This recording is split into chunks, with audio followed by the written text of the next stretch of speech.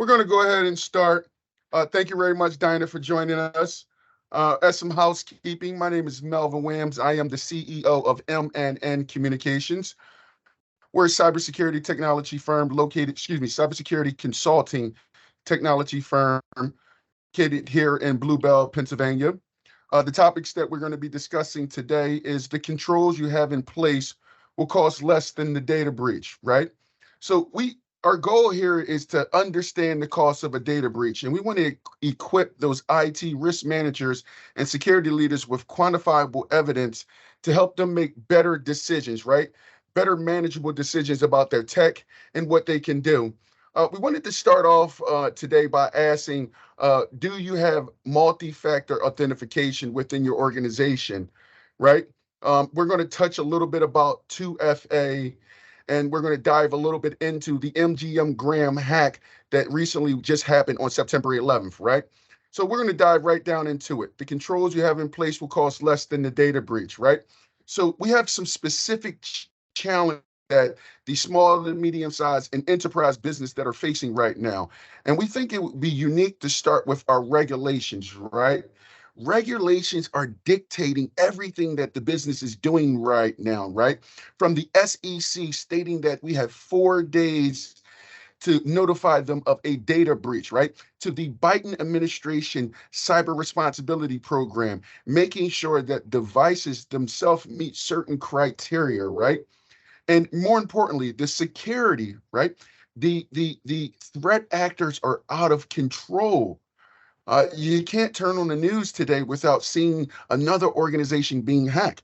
We're going to spend a little bit of time today talking about MGM Graham, but we can't forget about Clorox, right? Clorox just said that for the first time in a long time, they're going to experience a quarter loss due to a cyber breach, right? And complexity, right? What does it look like today with the hybrid workforce, making sure that we can secure that data and making sure that we have the proper controls in place that allow us to secure that, right? So these are the challenges that the businesses are facing today. And that's what we're going to talk a little bit about today, those challenges and the cost of what it really costs from an actual standpoint of a data breach. So what we have up on the screen is, like I said before, legislation, right? Regulations are going to change how we do business. What we see right now is we see all of the states in the United States that are going to be implementing some type of legislation. The council has introduced some type of legislation. They've already enacted and signed some type of legislation, or they're working to create cybersecurity legislation. So legislation is going to change how we business, and we have to make sure that we have the controls in place that we're going to be able to protect our intellectual property, protect the reputation of our business, and more importantly, protect our babies. So how do data breaches happen, right? So primarily, right, we need to understand what's going on before we can delve into the cost of a data breach. So stolen credentials are going to be the number one data breach, right? Business credentials is what the hackers are looking for, right? We're going to dive a little bit into phishing because that's exactly how hackers were able to socially engineer MGM Graham using phishing, using social engineer, right? Vulnerabilities within the system, not patching, and botnets, right? So we have an idea of how hacking happens or how a breach happens, and it's very specific, and we have to understand that, right? So what we're going to do is we're going to dive right into $1 million casino, right? $1 million chaos within the casino and keeping hackers from phishing your help desk, right? So what we're going to do is we're going to talk a little bit about the MGM Graham hack and what happened, right? So MGM Graham was just recently breached on September 11th, right? They were breached by a group known as Scattered Spider. The hackers used something called social engineering. They got on LinkedIn, they took the look at the person, they stole their identity using social engineer, called the help desk of MGM Graham, and requested to have their password set up. Now, the specific control that we can talk about right here that should have prevented that, which they actually had in place, was Okta, right? Multi-factor authentication. So this large organization had multi-factor authentication, but there was a kicker, right? So the hacker stole the executive's information, called into the help desk, and asked a simple question: can you reset my password? And as help desk executives, as business executives, we all know that it's very important to have that password and being able to call into the help desk and get that done. But there lied the problem, right? The hacker was smart enough and they used something called SIM spoofing. So once the password was reset, they send a multi-factor authentication code using SMS, using SIM, right? Which is very non-encrypted to be exact, right? So it's very risky, right? So what the hacker did is they SIM spoofed the executive's information, and then they were able to acquire the token that allowed them to get the keys to the kingdom. And then after doing that, they ransom the whole network, right? And what is affected, right? $8.7 million a day in revenue, over $2 billion in market share loss, right? How does the customer affect it, right? Full names, date of births, postal information, email information, phone numbers. You know, over 142 records were stolen.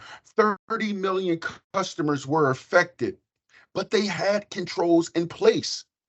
So what we're going to do right now is we're going to shift directly into what this really costs, right? The global outlook on what a data breach looks. I'm just going to start off by saying that all of the data that we're going to see here is from a study from IBM in reference to their 2023 data breach, the clause of a data breach. We've made that PDF available via the chat. So if anyone wants to download that after this particular webinar, it is available, right? So from the start, we're looking at about $4.5 million as the cost of a data breach, right? $5.5 million in 2023. That represents what the cost of a data breach is.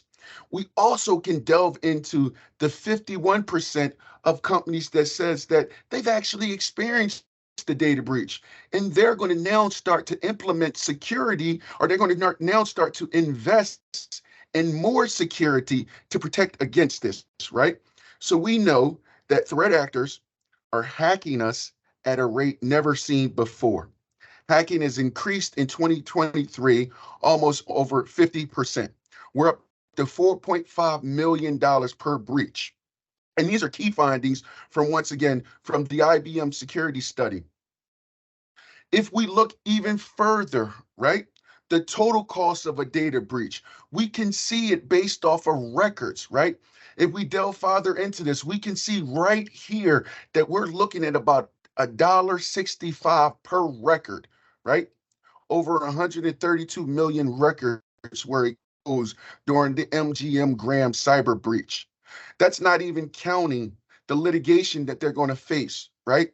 So what does a data breach really look like, and what does the cost of that data breach really do to your organization?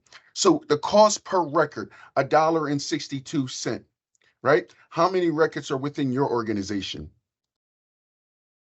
Healthcare costs rose to 11 million. Healthcare providers are still the number one industry that is being targeted by threat actors, right? Almost 11 million. And you can see further, each industry is being affected by these cyber actors, right? From healthcare to financial to pharmaceutical to energy.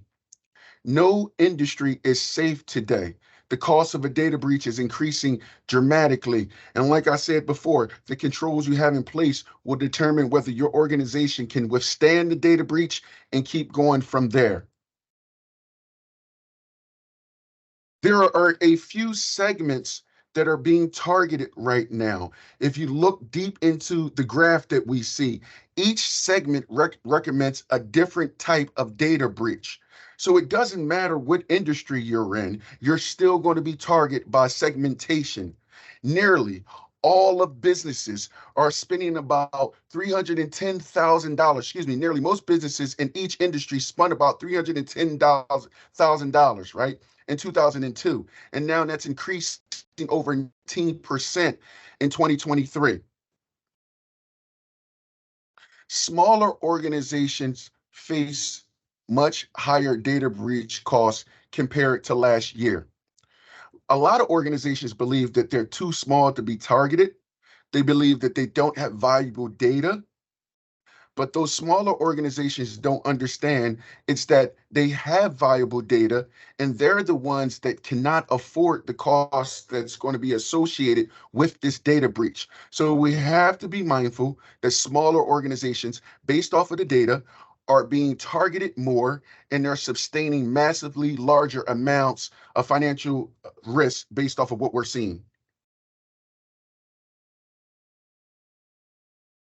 So really, we wanted to drive and show some actual fines here, right? If you're within an organization that works within HIPAA, right? We have some basic fines, right? A missing BAA, a business associate agreement, right? That fine represents $31,000, right? Being late to notify the SEC or someone of a breach, $475,000. Having an ineffective compliancy program, $150,000. Having malware within your organization, $75,000. And these are all fines represented within HIPAA, right? Unencrypted devices, patient testimonies, press releases. I don't know about any organization that's on this line right now, but these are costs that we cannot afford. $250,000, right, is 90% of what we're seeing, right? It is the regulatory cost that a business can expect in fines, right? We're not even talking about when you have to mitigate the risk. We're not even talking about the controls that you're paying. We're not talking about bringing into an incident response team. We're specifically talking about the regulatory fines that your business will face just based off of having a data breach, right? $250,000 to start, up over 90%.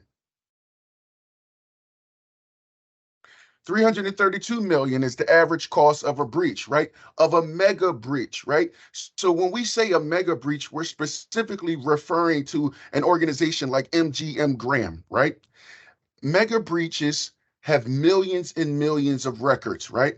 And this is the number that represents the fine or the average cost that they're going to pay in fines for regulatory fees before they even start to pay for bringing in an outside team, rebuilding their infrastructure, right? So studies have shown that mega breaches, $332 million is the start for larger organizations. And I don't know if any organization that is on this call right now can absorb a $332 million fine. So this example, this slide right here is an example of how having the right controls in place can actually save your organization money, right? So we know it's not when, right? It's not that if you're going to be hacked, it's when. Every organization is going to experience a data breach, right? But what this graph shows us, if you have certain controls in place, right? From DevOps to having security training in place, right? It's going to mitigate the risk and it's going to decrease the cost of the actual data breach, right? So once again, the data from this slide right here, we will make available or we have made available so you can take a look into it and dive really into it. But having the proper controls in place are going to mitigate the cost of what it's going to take to remediate your organization after the data breach. So let's spend a little bit of time talking about the consequences of a data breach, right? So it's not always in dollars and cents, but there are financial loss, right? The losses are including paying that ransom, right? The losses are also going to include legal penalties, the loss of customer trust, damage to brand and reputation, negative impacts on business relationships with your vendors, right? No one wants to do business with an organization that can't keep proprietary information safe. So this particular slide right here, we dive right into a business, right? Because like I said, everyone is getting hacked. Look at this. This is a third-party business service provider, right? They suffered a ransomware attack, resulting into exposure of over 500,000 records, right? So we talked a little bit earlier about the cost of what one record. It's about $1.62. This organization exposed 5 million records. I said 500,000. I meant to say 5 million records, right? So think about that cost in dollars and cents, right? 5,221,046 employees were affected by this. And this attack began back in August of 2021. And this was before the proliferation of threat actors, right? So, like I said before, the controls you have in place are going to cost way less than this data breach. More consequences, right? Intellectual property, right? Organizations that spend time developing their intellectual property. Once again, once you're ransom, that is a loss. They have your intellectual property. Destruction to that database, right? Having the cost, that remediation cost, investigating, bringing in an outside third-party organization that is going to look at your system. Then you have those remediation fees, right?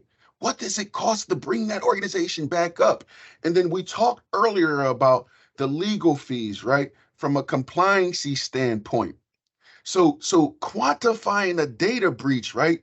It gets enormous. The fees that you're going to have to pay, the money that you're going to have to invest, making sure that you have the controls in place are going to dramatically increase that. And that's what we're here to do, right? That's what we're trying to accomplish. Here is another organization that suffered the data breach. And I think this organization we showed a little bit earlier, so I do apologize for this slide being a duplicate. So let's move on to security should be a part of every initiative. And I want you to stand back and I want you to answer these questions. Are you covered if you get hit with a ransomware attack? Do you have a disaster recovery plan in place?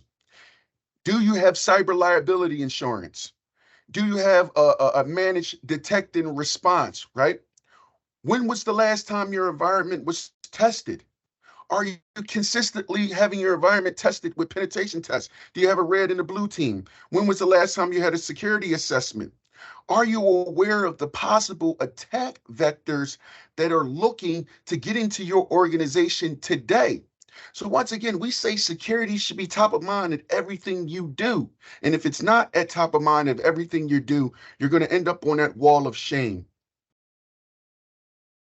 So what does 2024 hold for your organization, right? We talked about those threat actors, right?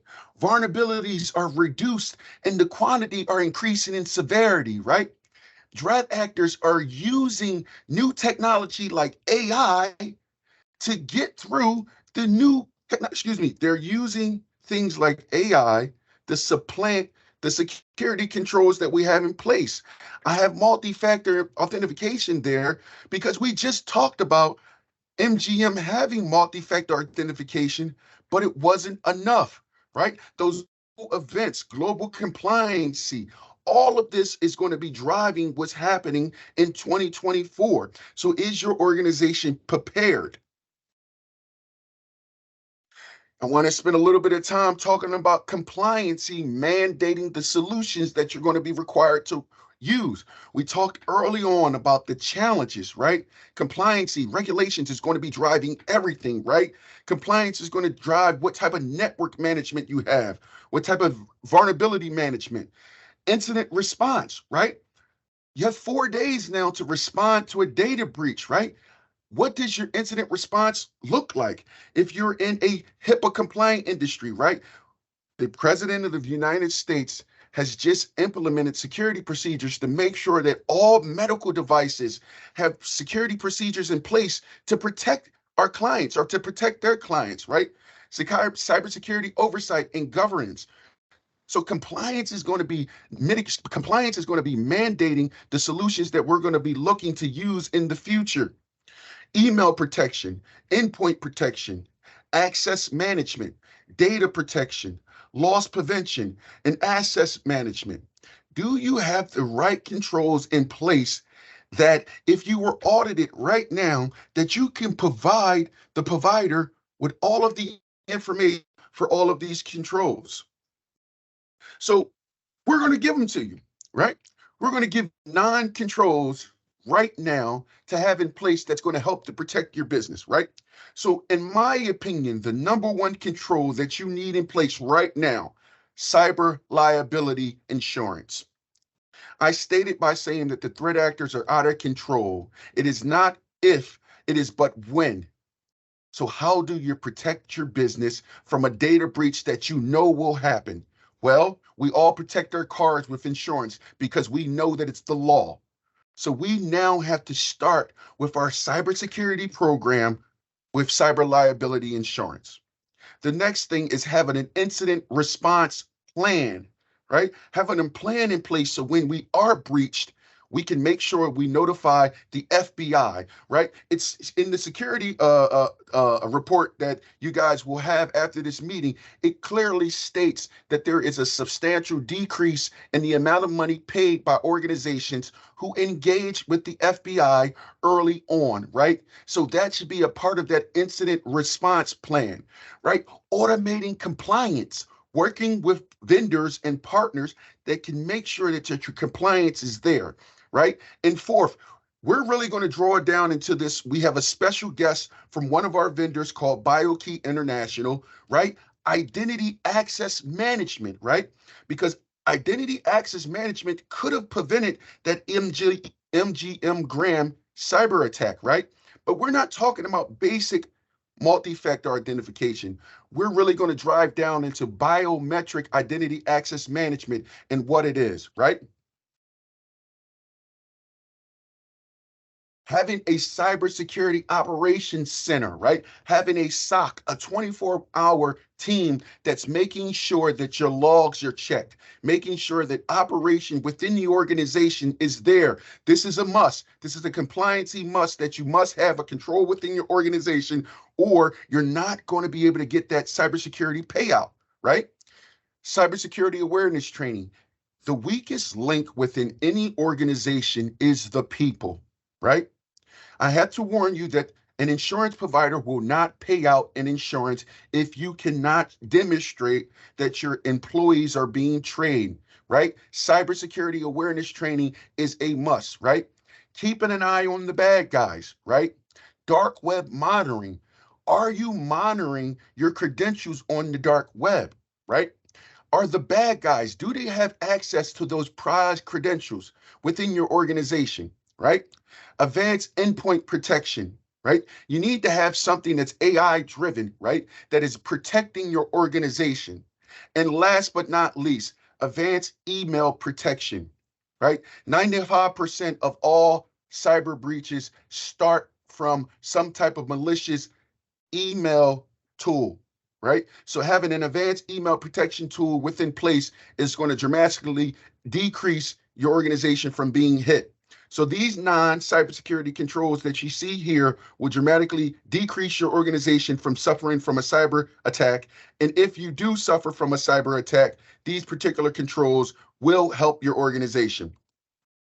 So what we're about to do right now is we're about to transition over to our partner, our vendor, BioKey International, and they're going to take a little bit of time to talk to you about how biometric identity management could have prevented the $1 million hack from MGM Graham. Thank you very much, Brian, and here you go. Thanks, Melvin. Appreciate the presentation. Thanks to the guests to be joining here. Yeah, a lot of great stuff you just went through there. Obviously, you know, this topic is deep and wide. There's a lot of layers to it.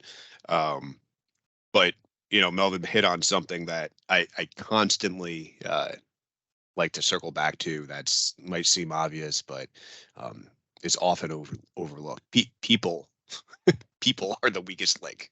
period stop, right? So whether it's, most of these attacks that Melvin has covered, or in a whole, it's either a phishing or a social engineering situation is where it all started, right? So again, the person is the weakest link, and that person isn't just included to the victim, right?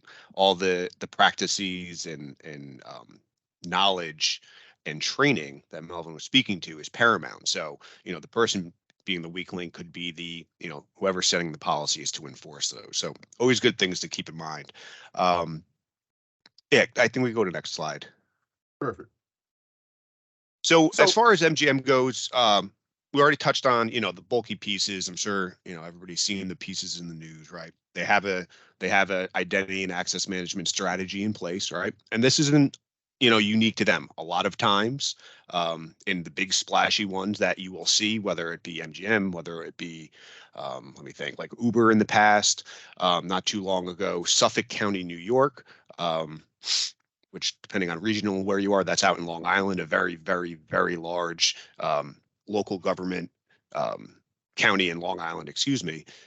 Most of the time there is some sort of IAM in place, right? Identity and access management, and they have multi-factor authentication in some sort of capacity, right? But it's really about the execution of it. So coming back to the people part of it, it's about having that plan, and having the controls within your identity and access management strategy to be flexible enough to cover your bases, right? Because you have a lot of different user groups that have a lot of different access possibilities, or excuse me, level of access, what they access on a day-to-day basis. So it's not all one size fits all, right? But the case with MGM, somebody with that kind of super admin privileges that ended up being the case, that got the bad guys in, the fact that they were just able to call up the help desk and give some basic information is horrifying, right? The fact that SIM spoofing was involved is horrifying. So if SIM spoofing, just to give you a little background, that's SMS, right? I'm sure we're all familiar with it. It's one of the first MFA methods from your banks, sends the code, and you type in that number. You can go online right now, any of us, not being a hacker at all. You can go on right now, do a little searching, and for about $20 the last time I checked, which was a little while ago, you can get that technology where I can send you a false OTP request for me to enter in as you. So that's how weak that security is, right? Melvin, I think we could pop over. I think we went backwards a slide there. We could pop. Yeah, there we go. So what does all this mean, right? What could they have done or had in place? What we have is something called identity-bound biometrics, which is passwordless, which is a buzzword, right? But it's also tokenless and phoneless. The reason that's important is because, a device, right, like your cell phone, like with SMS spoofing or SIM spoofing, can be manipulated. If you're leveraging a push notification app, a la something like Duo Security, for example, or anything that sends you a push and you press yes, this is Brian Farrell, that's a push notification. That is bypassed by something called MFA fatigue or MFA bombing, right? Which is a new tactic where they just hit the user so many times that they end up just pressing it because, again, the human's the weak link. So what identity-bound biometrics is quite literally the human's biometric identity, right? Fingerprint, for example. You cannot spoof my fingerprint, period. I can get notified to do it, right, by my help desk person, and I do it on my side. There's no way, there's literally no way to duplicate that. So going back to MGM, the controls that ideally would be in place with that person that has that sort of access, there should have been no reason to ever call the help desk. They should have been able to self-service and only been able to do that kind of step leveraging identity-bound biometrics, because the business can for sure be assured, that made sense. They can be assured that that end user is who they say they are, right? So there's biometrics on your phone, right? I use them. I'm an Android user. I press my fingerprint or it scans my face, just like Apple. There's ways to do that. We actually support those also. But at the end of the day, you really don't know who the end user is. When you put your finger on that device or you scan your face and the device sends that authentication, it's really just Brian's phone, where identity bound biometrics, again, is tied to the individual identity, matched to their pre-enrolled biometric, and it can be done from any device at any location anywhere. It's extremely dynamic. We go to the next slide, Melvin. I believe the next one is to just kind of give a little visual. So yeah, this slide's got a bunch of lines and a bunch of little graphs. It's fairly lightweight, but what this is really showing you is from a day-to-day user standpoint, how straightforward, because while our identity-bound biometrics is the utmost of security, it is the only thing that marries the utmost of convenience. So I literally every day I come in, I put my fingerprint down, I scan it. I not only get into my computer, but that gives me my access to all my applications. And let me say that again. I put my fingerprint down. I don't type in a username. I don't type in a password. And that gives me access to all those applications. So as an end user, my experience is tremendous because I'm not logging into Windows and then each one of my applications logging in multiple times. Or even if I do have, an identity provider, as it's called, or if my company uses some sort of identity provider, I'm not then having to do multiple steps and still having to manage multiple passwords. Because passwords, I have a little stat written down here. The first password breach happened in 1966. It was the first time it was compromised. That was 2 years after it was incepted as a security control for computers. So I always like to jokingly say, but not jokingly, passwords have been failing us for like the last 60-ish years, right? They're built into the systems, it's never going to completely go away, but the workflows for the end users who are the target for these approaches or these attacks, it can be eliminated or at least mitigated to a certain extent. So here at BioKey, the product that has identity-bound biometrics is something called PortalGuard, which is a full identity and access management platform. So it's the MFA, the multi-factor authentication, as I was describing, if you want to do the biometrics. We also support all those other methods, right? And I want to make this part clear. I'm not saying there's one size fits all or a magic bullet, because literally there isn't. Businesses, regardless of the size, are dynamic, and so are their end users, right? If you have users that are, not accessing really critical controls or critical information, and they prefer to do something a little less secure, like that's okay if it falls within your security policies, right? So we can plug in, we can do all that SSO to give that real clean experience. We can work nicely with other providers. We don't have to get into all that at the moment.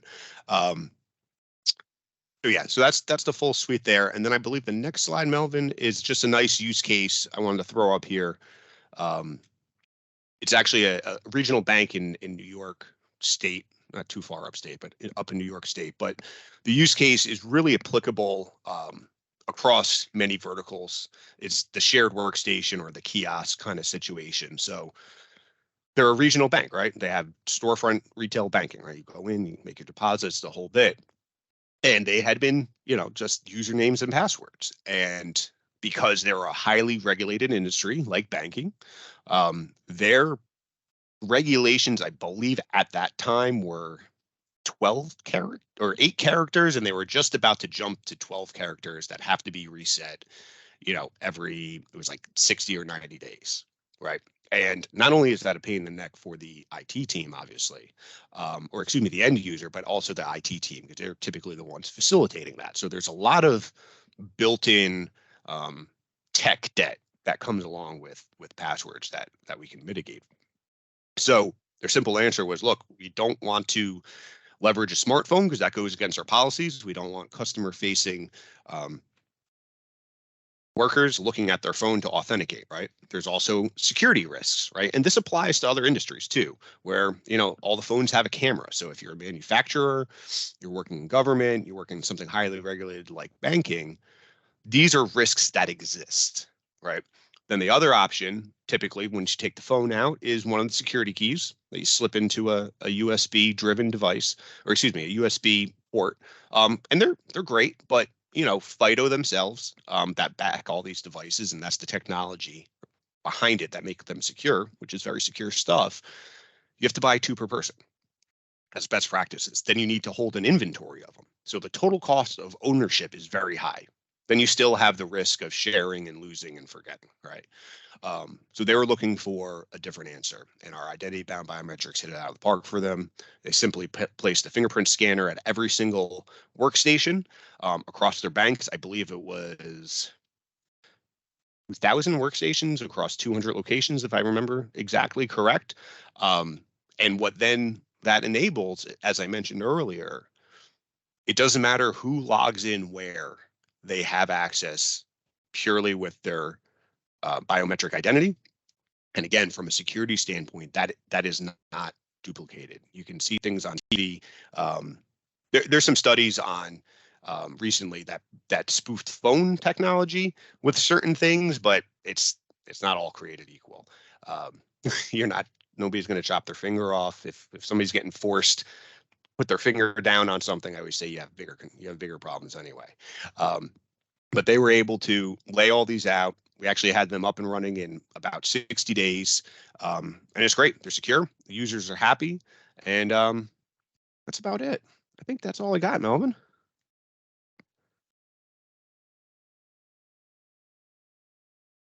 Oh, you're muted. Thank you very much, Brian. Appreciate that one.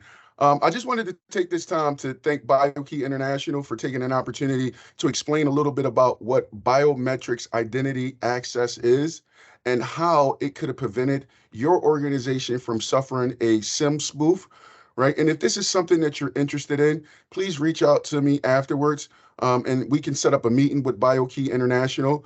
We can do a lunch and learn, proof of concept, talk a little bit more about the goals of your organization and how we can secure it. So at this time, I want to just tell you a little bit about what MNN Communications does. We started off by saying that we're a technology consulting firm.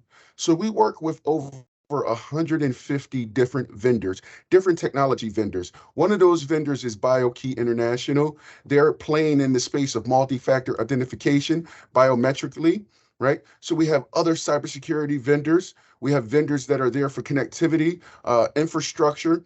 And what we want to do is we want to consult with you, IT leaders, right? If you have a problem, right, and you're looking for a vendor that can assist you with that problem, let us do the hard work for you. We're here to help. And at this time, I want to turn this over to questions. If anyone has any questions, please chime in.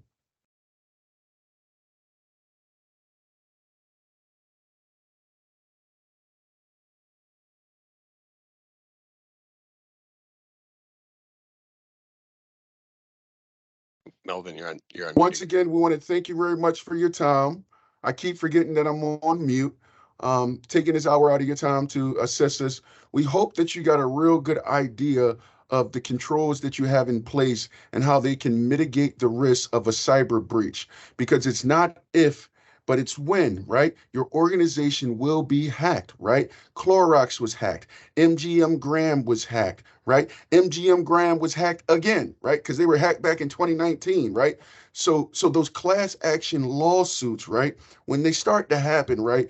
Can you look at e-discovery? Can you go back? Can you provide documentation that you have all these controls in place for your organization, right?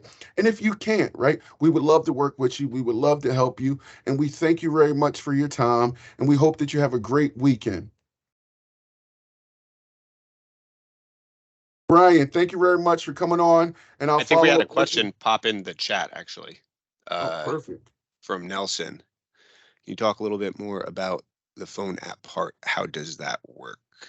What particularly, how phone apps can be attacked, or just how phone apps work in general?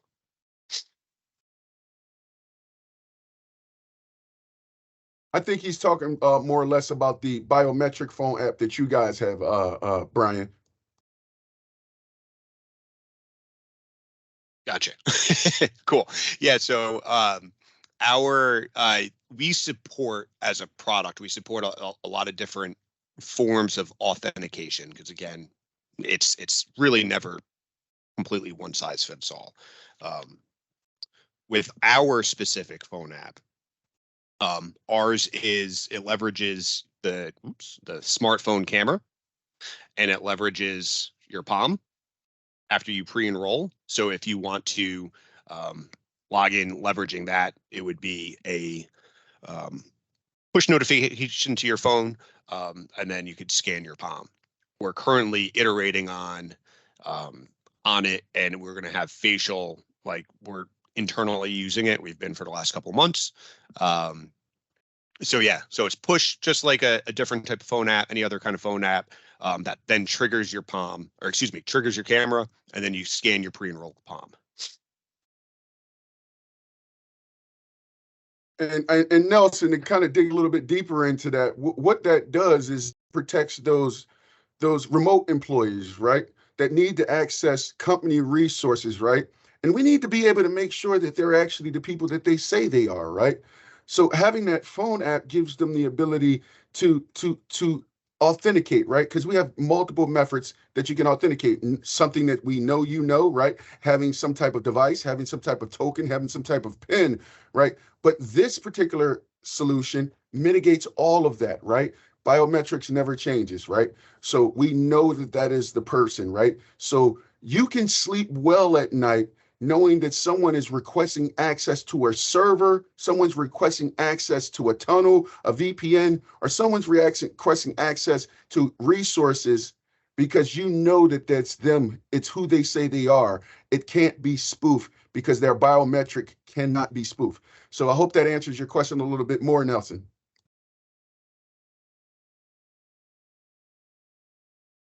Yeah, that's a great question. And again, the phones, like I said, mentioned earlier too, could get a little blurred with your device biometrics because that's on device. So that is a different kind of workflow that at the end of the day isn't proving it's Nelson, it's proving that it's Nelson's phone versus our biometric technology that, as Melvin eloquently said, accurately proves that it is you. So what we're going to be doing is we're going to be following up with everyone here on the meeting. Nelson, I do hope you feel a little bit better. We can set up proof of concept. We can talk a little bit further.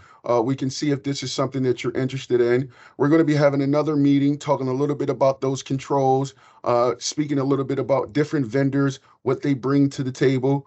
I see that you're interested in this, Nelson, and what we'll do is we'll set up some time that myself, Brian, and one of their sales engineers can actually dive deep into the particular solution and answer all of your questions. Brian, I just wanted to thank you one more time for your time.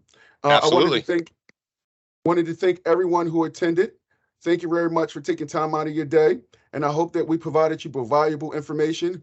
Once again, the study, the IBM 2023 Data Breach Cost Study is within the chat. Please download it and utilize it for the best of your ability. And I hope that you guys have a great weekend, and thanks again, and we're out. Thank you.